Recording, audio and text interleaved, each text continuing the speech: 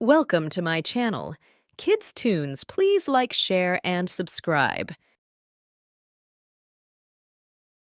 सर्वगुण संपन्न बहू, घर की मुर्गी दाल बराबर, ये कहावत तो आपने सुनी ही होगी। इसी कहावत का जीता जागता उदाहरण है हमारी निर्मला देवी जी, जिन्हें अपनी बहू के अंदर कभी कोई गुण नजर ही नहीं आता। अरे अरे अरे अरे छी छी छी छी, ये कैसी सब्जी बनाई है। ना तो इसमें ठीक से नमक का कोई स्वाद आ रहा है, ना ही मिर्च का। तुझे पता है आज खाने पर मेरी जीजी अपनी बहू के साथ आ रही है, उसके बाद भी तूने सबके लिए ऐसा खाना बना डाला। लेकिन माँ जी, अभी तो मैंने सब्जी चख कर देखी, बिल्कुल ठीक तो बनी है। मुझे तो इसमें कोई कमी नजर नहीं आ रही। अरे चुप कर। अरे कहाँ है निर्मला? अरे जीजी आ गई, जल्दी से चाय चढ़ाओ उनके लिए। निर्मला हॉल में जाती है, तभी सावित्री देवी की बहू स्वीटी सर पर पल्लू रखे हुए निर्मला के पैर छूती है। प्रणाम मौसी जी। अरे प्रणाम बेटा प्रणाम, जीती रहो। कितने अच्छे संस्कार है तुम्हारे। आज के जमाने में भी सर पर पल्लू, बड़ों के पैर छूने के संस्कार है तुम्हारे अंदर। और एक हमारी बहू को देख लो, ना कभी सर पर पल्लू रखती है और पैर छूना तो दूर, कभी सुबह उठकर बड़ों को प्रणाम तक नहीं करती। नहीं मौसी जी, मुझे तो मेरी माँ ने हमेशा से ऐसे संस्कार दिए हैं। बड़ों की चरण स्पर्श किए बिना तो मेरी सुबह ही नहीं हो सकती। बड़ों के चरणों में तो स्वर्ग होता है। मेरे लिए तो मेरे बड़े भगवान से भी पहले आते हैं। अरे वाह वाह वाह वाह बेटा, क्या संस्कार है तुम्हारे। प्रणाम मौसी जी, कैसी हो स्वीटी?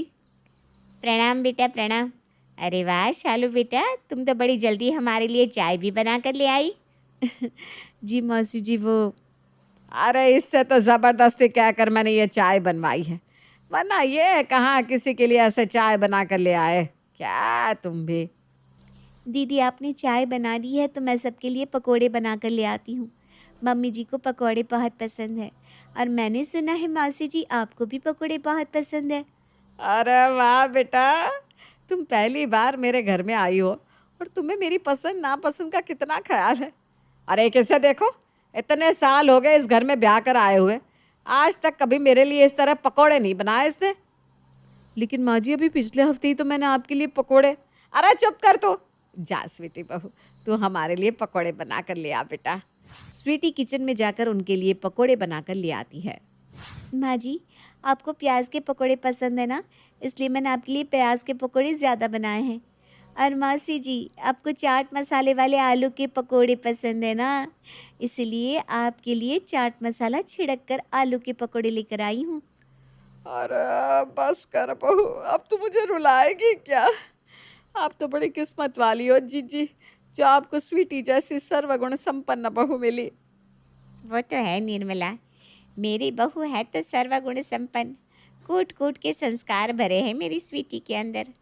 सच कहा जीजी, लेकिन पता नहीं मैंने ऐसे कौन से पाप किए थे जो भगवान ने मुझे ऐसी बहू दे दी। लेकिन मम्मी जी, मैं तो आपकी हर बात मानती हूँ। देखो देखो कैसे आपके सामने मुझसे जबान लड़ा रही है। वो सब छोड़, अब हम चलते हैं। घर जाकर स्वीटी को सबके लिए रात का खाना भी तो बनाना है।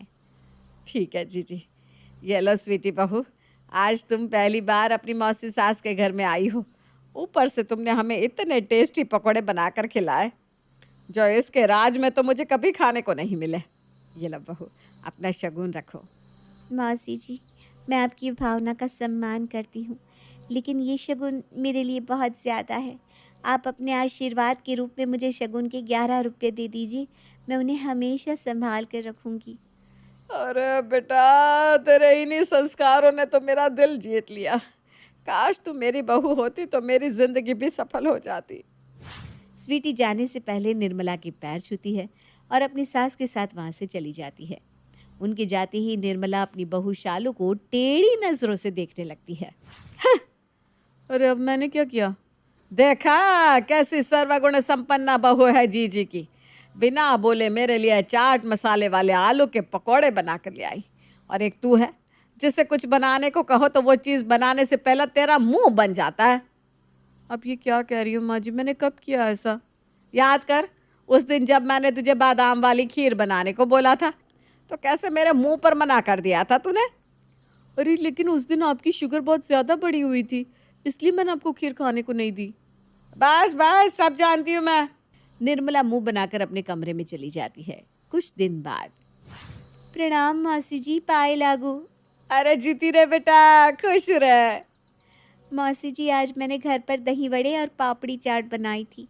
माँ जी ने बताया कि आपको भी दही वड़े और पापड़ी चाट बहुत पसंद है, इसलिए मैं आपके लिए भी ले आई। वाह बहू, आज कितने दिनों बाद मुझे दही वड़े और पापड़ी चाट के दर्शन हुए हैं।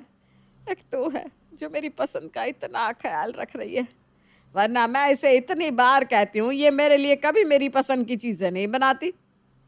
लेकिन मम्मी जी, आप ही तो कहती हैं ऑयली खाने से मुझे एसिडिटी होती है, वरना मैं तो हर संडे आपके लिए दही वड़े और पापड़ी चाट बना लूँ।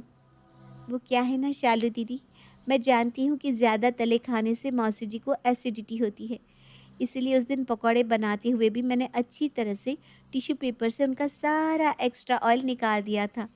और घर पर तो मैंने एयर फ्रायर लाया हुआ है ताकि सबको बिना ऑयल के अच्छा अच्छा खाना बनाकर खिला सकूँ। मैंने ये सब कुछ ना एयर फ्रायर में बनाया है मौसी जी, इस खाने से आपको बिल्कुल भी एसिडिटी नहीं होगी। अच्छा मौसी जी, प्रणाम। अब मैं चलती हूँ, मुझे घर जाकर माँ जी के सर की तेल मालिश भी तो करनी है। हैं? हाँ हाँ बेटा, तुम जाओ। ये सब तुमने ना बहुत अच्छा बनाया है, खाकर मज़ा आ गया। जीजी को मेरी याद देना। जी मौसी जी। स्वीटी के जाने के बाद। इससे कहते हैं सेहत का ख्याल रखना। तुझसे तो बस हर काम के लिए बहाना बनवा लो। इसमें तेल ज़्यादा है, आपको एसिडिटी होती है। इसमें शक्कर ज़्यादा है, आपका शुगर बढ़ जाता है। अच्छी तरह पता है मुझे, सब बहाने हैं बहाने। ऐसी कोई बात नहीं है माँ जी, मुझे बस आपकी सेहत की चिंता है। अरे चुप कर, मेरी तो किस्मत ही फूटी है जो तुम मुझे बहू के रूप में मिली। काश सावित्री जीजी की जगह स्वीटी मेरी बहू होती तो मेरा बुढ़ापा कितना अच्छा हो जाता। इसी तरह हर रोज़ निर्मला देवी अपनी बहू शालू के सामने स्वीटी की तारीफों के पुल बांधती और बार बार स्वीटी जैसी बहू मिलने की बातें करती रहती। एक शाम। माँ जी, बाऊ जी, खाना बन गया है, खाना खा लीजिए। दोनों खाना खाते हैं, तभी खाने का पहला निवाला खाती ही निर्मला उस खाने को थूक देती है। छे छे छे छे, ये सब्जी बनाई है तूने? शादी को इतने साल हो गए लेकिन आज तक ढंग का खाना बनाना नहीं आया तुझे। एक तू है और एक जीजी की बहू है, उसकी शादी हुए अभी 6 महीने भी नहीं हुए, फिर भी इतना टेस्टी खाना बनाती है। उसके हाथ की सब्जी कोई एक बार खा ले तो अपनी उंगलियां चाटता रह जाता है, एकदम मसालेदार चटपटी। और एक तू है जिसने ऐसी सब्जी बनाई है जिसमें मिर्च मसाले का कोई अता पता ही नहीं। ऐसा लग रहा है जैसे पानी में सब्जी उबाल कर दे दी हो। जाकर कुछ सीख स्वीटी से, उससे उसके अच्छे संस्कार नहीं तो कम से कम अच्छा खाना बनाना ही सीख ले। अरे भगवान, ये तुम क्या बोले जा रही हो? खाना तो ठीक ही बनाया है बहू ने, और तुम्हें भी पता है कि डॉक्टर ने तुम्हें ज़्यादा मिर्च मसाले वाला खाना खाने से मना किया है, इसीलिए बहू खाने में कम मसाले डालती है। आप ना इसकी तरफदारी मत किया करो जी, आपकी वजह से इतनी ज़्यादा सर पर चढ़ गई है। नहीं खाना मुझे इसके हाथ का खाना। जा ले जा इसे यहाँ से। मैं तो आज जीजी के घर जाकर स्वीटी बहू के हाथ का खाना ही खाऊंगी। निर्मला मुंह चढ़ाकर अपनी जीजी के घर जाती है, लेकिन घर में घुसते ही उसे चिल्लाने की तेज तेज आवाज सुनाई देती है। अरे जीजी के घर में तो सब बड़े शांत रहते हैं, तो आज घर में इतनी चिल्लम चिल्ली कौन कर रहा है? देखो तो। तुम दोनों बुड्ढी बुढ़ियों ने पागल करके रख दिया है मुझे। जब से घर में आई हूँ मुफ्त की रोटियां हजम किए जा रहे हो। अब एक और दिन भी अपने साथ इस घर में रहने नहीं दूंगी मैं तुम्हें। लेकिन स्वीटी, तुमने तो कहा था तुम हमेशा मम्मी पापा की सेवा करोगी। मुझे जितनी सेवा करनी थी मैं कर चुकी। और अगर तुम्हें अपने माँ बाप पर ज्यादा प्यार आ रहा है ना, तो तुम्हें भी इन दोनों के साथ घर से बाहर फेंक देती हूँ। फेंक दो। नहीं नहीं नहीं नहीं, तो जाओ यहाँ से। स्वीटी अपने सास ससुर को उनके सामान समेत घर से बाहर फेंक देती है। स्वीटी का असली रूप देखकर आज निर्मला जी की तो होश ही उड़ जाते हैं। वो अपनी जीजी और जीजाजी को अपने घर ले आती है। अरे मौसा जी, मौसी जी, आप यहाँ? मम्मी जी, आप तो वहाँ पर स्वीटी के हाथ का खाना खाने गई थी, इतनी जल्दी आ भी गई, वो भी मौसा जी और मौसी जी के साथ। अरे काहे का खाना बहू, उस चुड़ैल ने तो हमें घर से धक्के मार कर निकाल दिया। जिस बहू को मैं हमेशा सर्वगुण संपन्न समझती रही, उसी बहू ने सब कुछ अपने हाथ में आते ही हमें हमारे घर से ही बेघर कर दिया। अरे बाप रे बाप!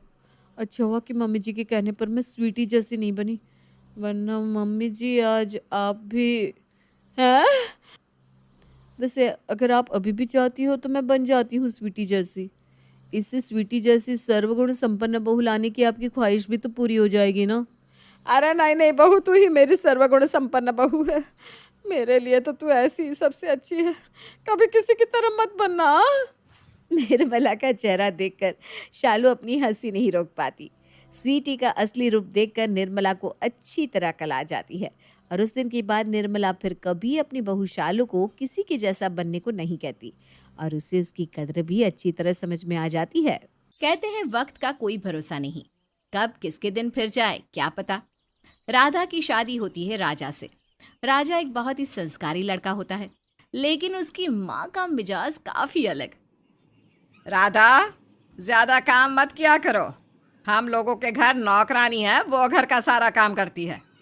तुम बहू हो, अभी नई नई शादी हुई है, तुम आराम करो। तभी ससुर आ जाते हैं। कैसी बात करती हो लिली? बहू आराम करेगी तो काम कौन करेगा? नौकरानी कमला करेगी काम। आखिर तनख्वाह देते हैं हम लोग उसे, तो काम नहीं करेगी क्या? तुम दोनों सास बहू कान खोल कर सुन लो। कमला काम नहीं करेगी, वो सिर्फ राजा का ख्याल रखेगी। लेकिन पापा जी, मैं हूं ना इनका ख्याल रखने के लिए, फिर मैं क्या करूंगी? नहीं, तुम्हारे पति यानी मेरे बेटे को कमला ने संभाला है, वही उसकी माँ है और वो इस घर में राज करेगी। काम करने के लिए तुम दोनों हो ना। एक तरफ जहां बहू को कमला का राज समझ में नहीं आता, तो वहीं पति की बात सुनकर तो मानो सास को गुस्सा ही आ जाता है। अरे बकवास बंद करो, नौकरानी को सर पर चढ़ा रखा है तुम लोगों ने, हद होती है। पता नहीं कब छुटकारा मिलेगा इस नौकरानी कमला से। तभी राजा आ जाता है। राजा के आते ही राधा उसे पानी देती है कि नौकरानी आ जाती है। नहीं नहीं, राजा को गर्म पानी देना होता है, नहीं तो उसकी खांसी शुरू हो जाती है। राधा देखती है कि सामने एक अजीब सी नौकरानी जैसी औरत खड़ी है। आप कौन है? पापा, ये कौन है? बेटा, वो हमारी नौकरानी है। राजा की माँ का मिजाज देख रही हो ना, मॉडलिंग करती थी अपने ज़माने में। ऐसे में राजा कैसे पला है ये सिर्फ कमला ही जानती है। राजा के लिए ये माँ के समान है। ऐसे में इसी ने राजा को बचपन से बड़ा किया है, वो इसी के पास रहता था। वो जानती है कि राजा को क्या चाहिए, कब चाहिए। अच्छा ठीक है पापा जी। तभी नौकरानी, जो कि काफ़ी सालों से उस घर में होती है और खुद को राजा की माँ समझती है, राधा पर सास की तरह हुक्म चलाने लगती है।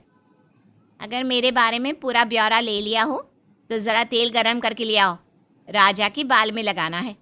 कितने सूखे लग रहे हैं बाल। राधा को अजीब लगता है कि ये क्या हो रहा है। सास है जो उड़ी फिर रही है और नौकरानी खुद को सास मान रही है। माननी किसकी बात है? वो कंफ्यूज हो जाती है कि क्या बात है बहू, कमला की बात को सुनकर अनसुना क्यों कर रही हो?